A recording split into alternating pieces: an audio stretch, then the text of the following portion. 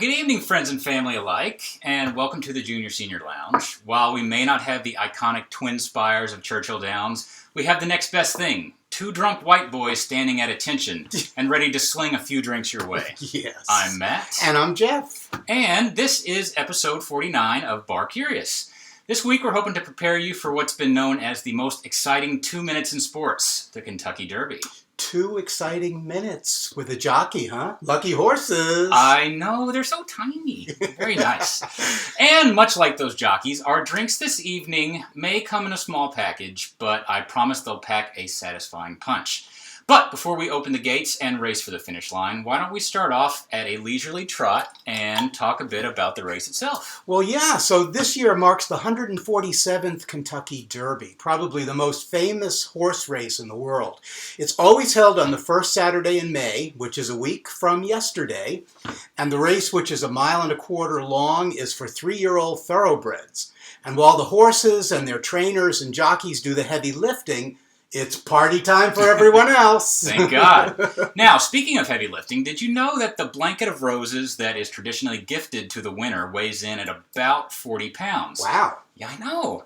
So that means that your average jockey, which tends to weigh about 108 to 118 pounds, would be carrying almost half their weight in roses. Wow. I know. But they're not the only ones that will be adorned in elaborate dress. The Derby is a chance for people to dress to the nines and really go for it with their fashion sense, or lack thereof. Mm-hmm. Men finally get an excuse to be as flashy as the women, dressing in bright colors and generally topping it off with a classic fedora or bowler. Unless you've been to a drag show. Exactly.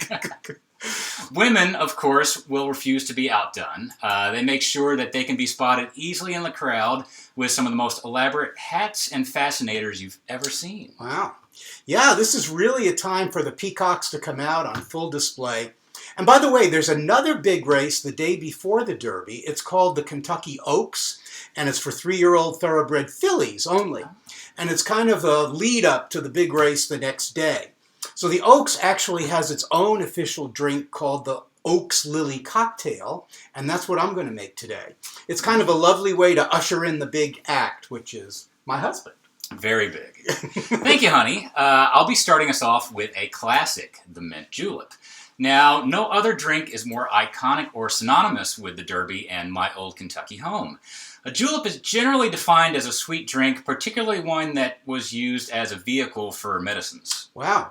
I think Mary Poppins would have gone a lot differently if she'd just given the kids a couple of mint juleps instead of spoonfuls of sugar. No doubt. So julep cocktails are sometimes associated with a family of drinks called smashes, where a fresh mint and other ingredients are muddled or crushed in order to help flavor the finished drink. And that's how we'll start off this cocktail, by giving some fresh mint a gentle squeeze to express the essential oils.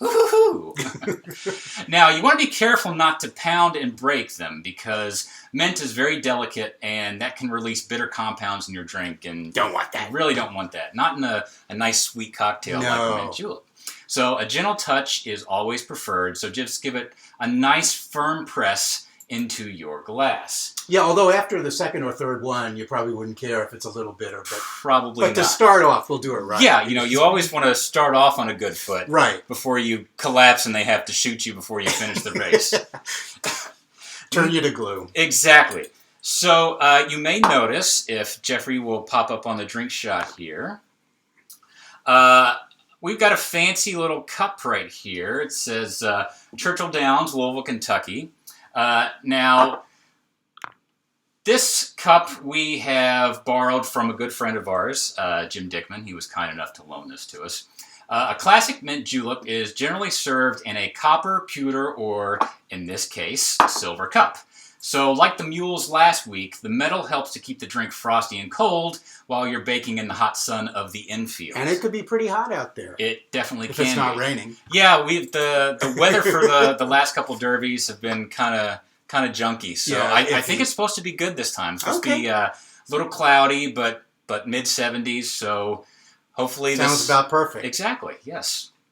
So I'm going to start off by adding in just 3 mint leaves, just some fresh mint leaves from our garden. Yes, we have a garden.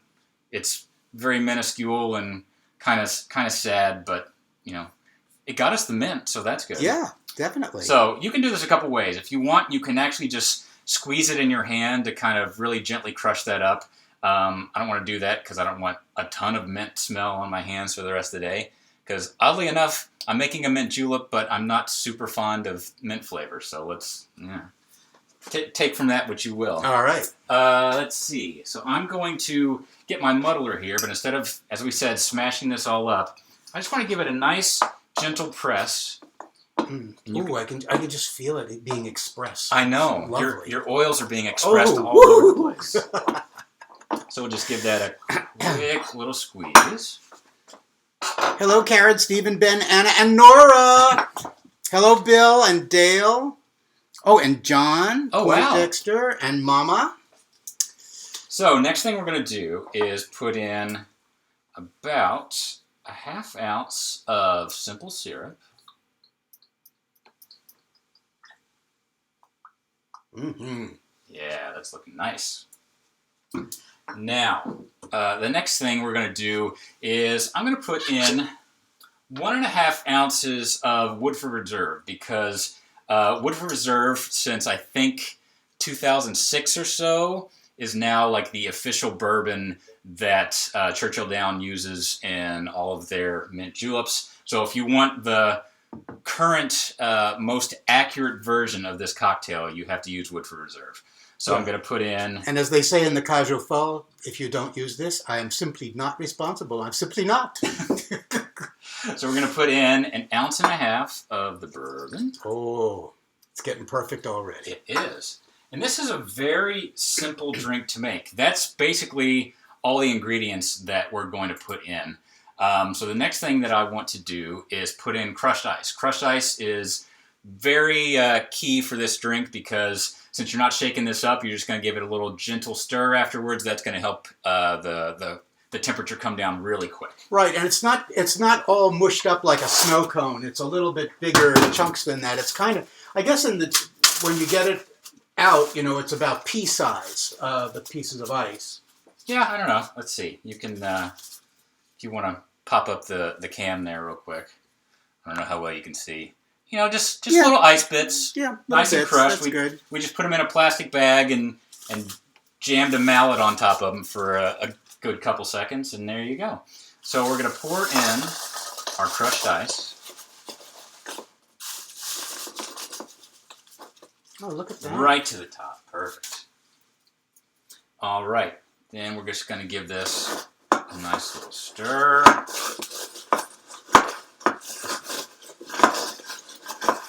See if you can get that a little closer so they can see what's going on in there. It's almost like a...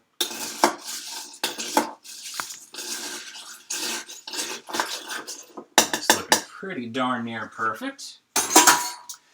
But you got to make sure that you top it off with a nice little sprig of mint there. Beautiful.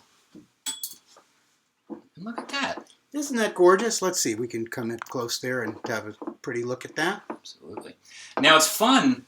I just noticed this, but as the mug starts to froth up, if you go back to the drink shot for a second, the etchings on the side start to really pop. So you can actually see, I don't know how well you can actually look at this now, some of the glare, but the etchings on the side start to show through with that froth. So it's really kind of a neat thing. Yeah. And it's interesting because when you drink a mint julep from a cup like this, the proper way to do it is you don't grasp it by the center here. You either hold it by the top or you hold it by the bottom. No one's really sure if that's just an etiquette thing or if that was to help keep the heat from your hands from transferring to the glass and heating it up too quickly and melting everything. So always grab by the top. Let's go. All right. Let's have a taste.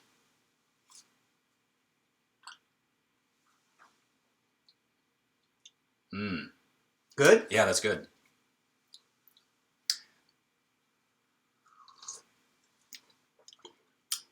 Very, very nice. And the other thing that you didn't tell the folks is you always want to make sure that you drink from this side. Oh, yeah? Why is that? Because if you drank from this side, you'd get it all over yourself. All Jeffrey. Right. What are you going to do? The old jokes are the best jokes. And it's also good if you've got a metal straw It'll help you get past all that crushed ice and get down to the bourbon at Get the down bottom. to business. Get down to business, absolutely. So I'm going to take my mint julep here. All right. Scoot on over to second Let me get position. this here because I'm going to need this and I need this. So while he's cleaning up a little bit, and I'll clean up your mess. All right.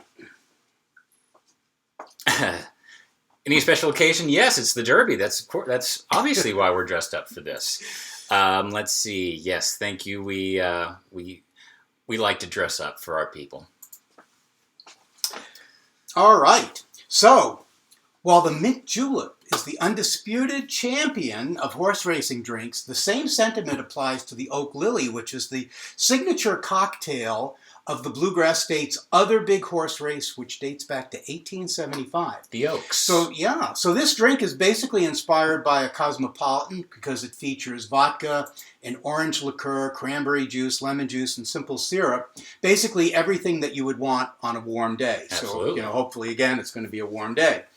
So, as you'll see, the cocktail has a beautiful pink hue, which is a nod to the garland of stargazer lilies placed on the race's winning filly, and a recognition of the race's association with breast cancer awareness. And that's why many people wear pink, like I am. Aha! Yeah.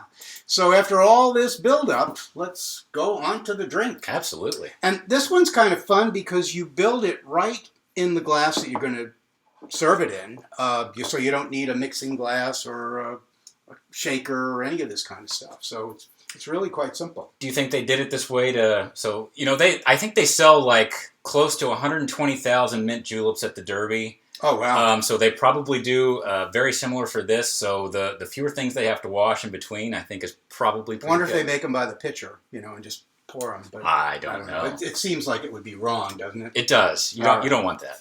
So anyway, we're going to start with an ounce and a half of vodka. So I think the official one these days is Finlandia, but we don't have that. No. So we're going to be unofficial. We're copycat. Kettle One it is. Kettle One it is. So that goes right into the glass. And then a half an ounce of orange liqueur, and I'm going to use Grand Marnier today. Some other examples of orange liqueur would be triple sec if you wanted to, Cointreau. Ooh, just perfect. Just in the nick. Just shy. All right. And 3 ounces of cranberry juice. We're going to do this in a couple of batches. So this is interesting because before we started the show, I said, we got the cranberry juice over here. What does it taste like? He says, I don't know. I don't like cranberry juice. So I made a mint cocktail. Don't really like mint, and he's making something with cranberry juice. Doesn't really like cranberry, so good. But I like mine so far. As I've said in my earlier days, we got to get rid of it. All right, and now I'm going to need a half an ounce of fresh lemon juice. So once again, I'm going to be doing my thing here and squeezing in the fresh lemon juice.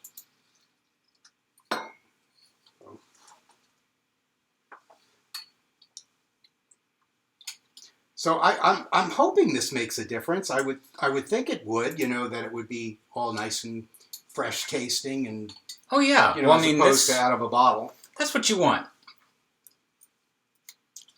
If you're paying Derby prices to go to the Derby, you can expect that at least they'll give you some damn fresh lemon juice, I would think. Yeah, you would hope so. But you notice I didn't squeeze my own cranberries. Maybe that would be overkill. I think a little bit, yes. Okay. All right, so here we go. Here's half an ounce of fresh squeezed lemon juice. Very nice. And a half an ounce of fresh squeezed simple syrup. Give it a nice squeeze. Oh. Oh, you got to milk it a little bit. That's fun. Oh, absolutely. All right, and that was going to go in there. Perfect. And now what I'm going to do is I'm going to just fill it with some ice.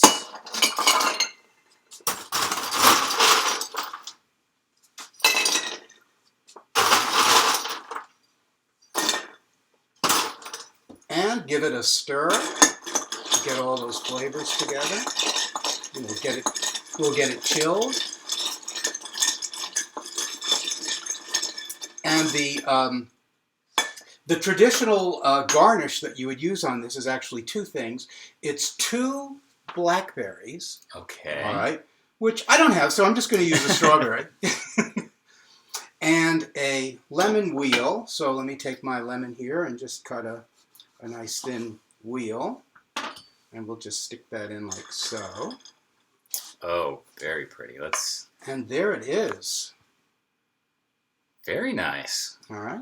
Should we have a taste? Absolutely.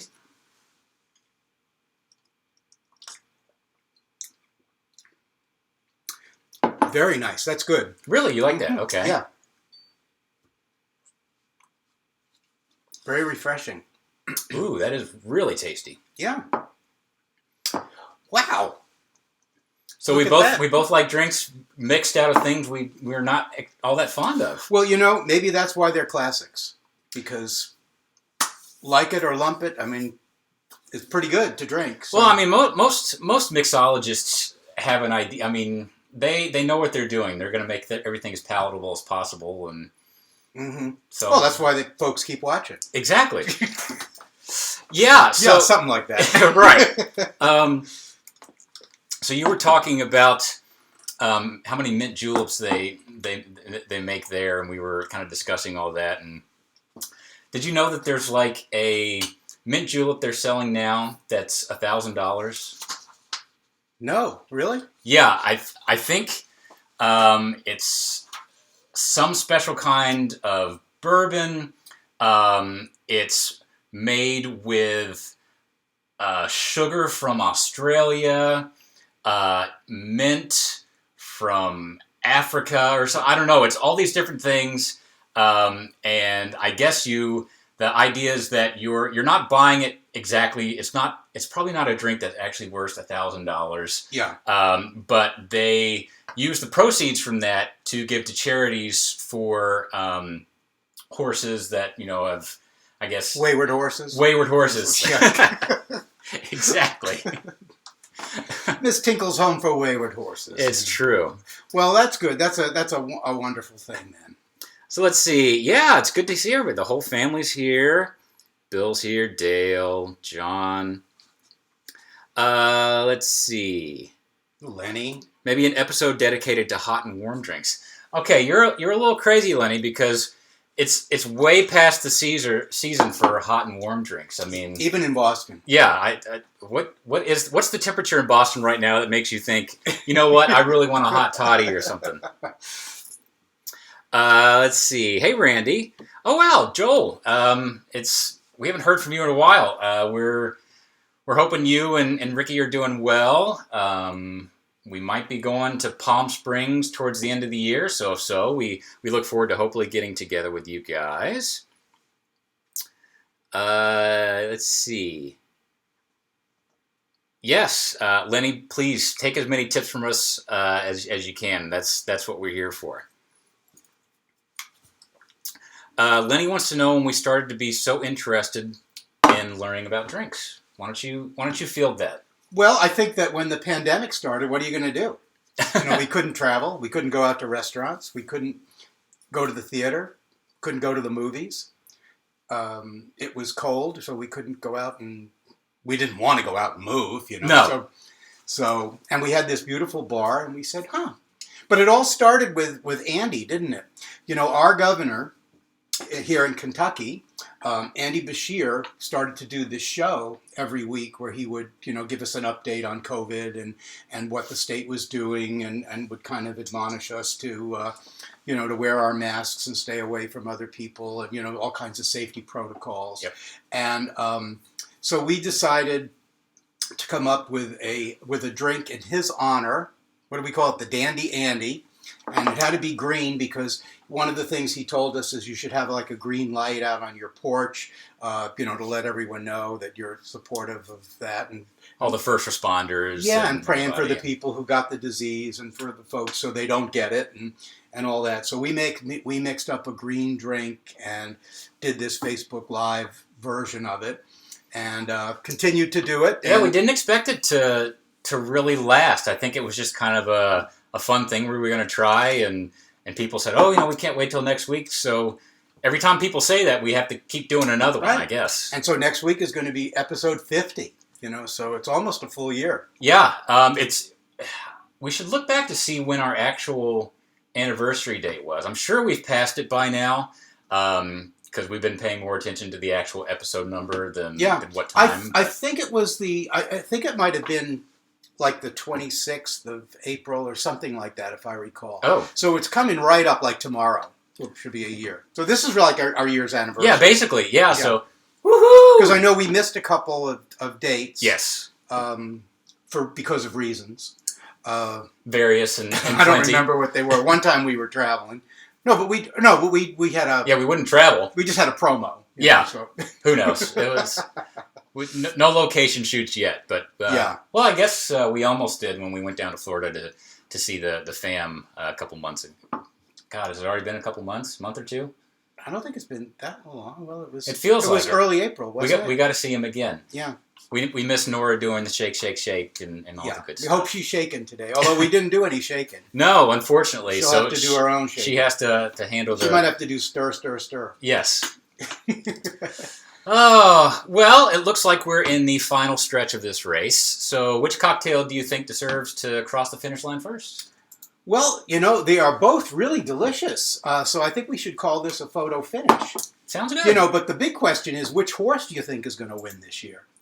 Well, let's see. I'm trying to remember the horses that are in the race. I think that Essential Quality is the favorite this year, so my bet's on him. How about you? Well, aren't horse names the best? My favorite of all time is My Balls, but he has no chance to win. My Balls always get scratched.